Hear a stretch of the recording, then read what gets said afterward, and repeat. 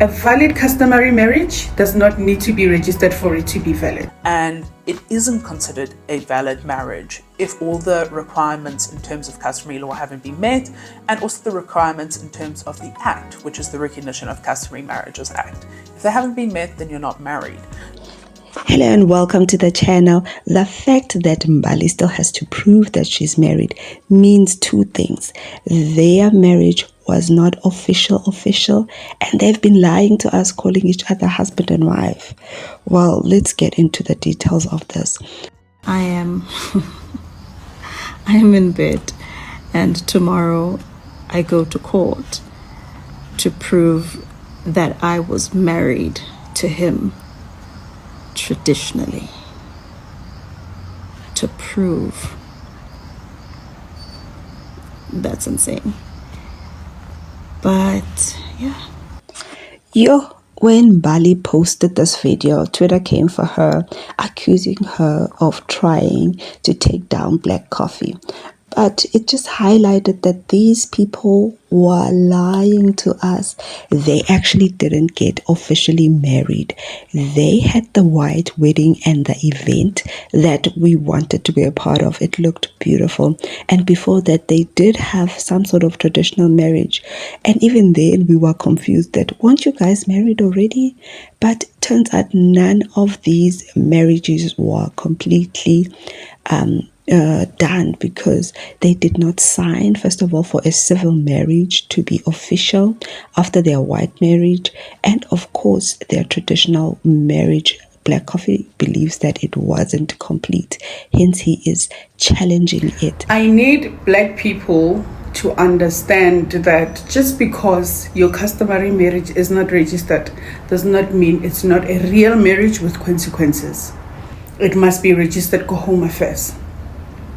Registration is just merely for evidential proof. Other than that, a marriage that has satisfied all the requirements in Section 3 remains a marriage for all purposes. It remains a marriage until both parties divorce or the other one passes on.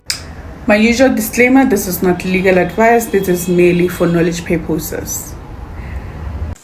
Okay, so I'm getting a huge amount of questions regarding if you started the customary marriage process, meaning paid Lobola or portion of Lobola, and then you break up.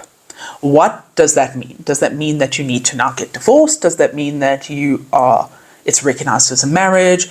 Does it mean that you now have to do a separation agreement? What exactly does it mean? And I've gone through a lot of the case law around it, and also then drafted a settlement agreement. It's basically an agreement where you both say, we agree that we did not follow all the customs that need to happen in order for us to be married in terms of customary law. Therefore, we are saying that our relationship, although there was a relationship, was not a marriage relationship.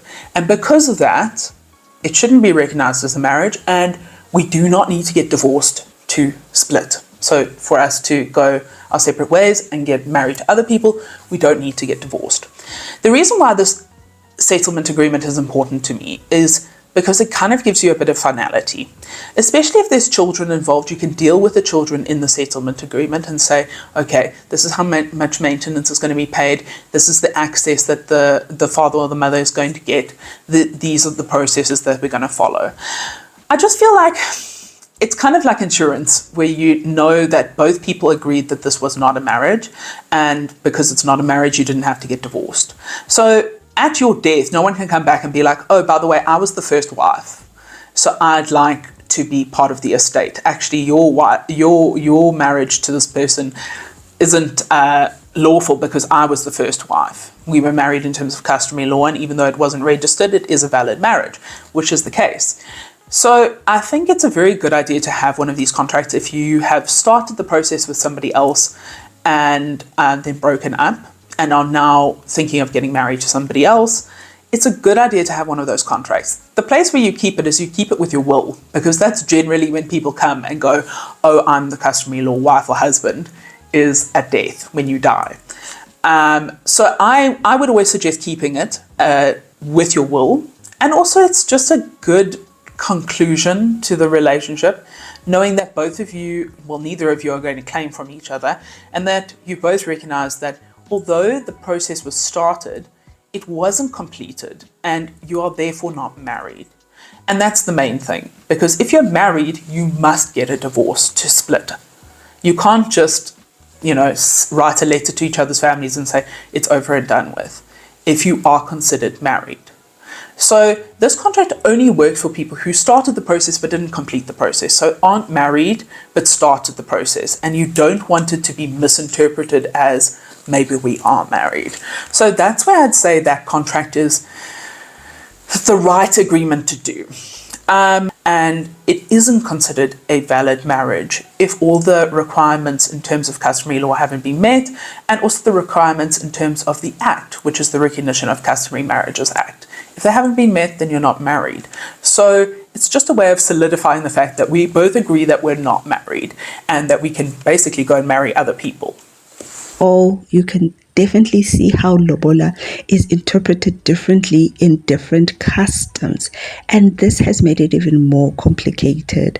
And this is why Black Coffee is challenging it, because he believes Lobola is just engagement and it was an intention to get married, but it is not marriage. Whereas in some places, a mere starting with the process is marriage. Now, what do people do then in those cases if they want to separate? Unfortunately, that is how the law works. Enhle Mbali will now have to bring in all the pictures and all the witnesses of her marriage to court and get her marriage certificate. And then for Black Coffee, are you not ashamed, Buti?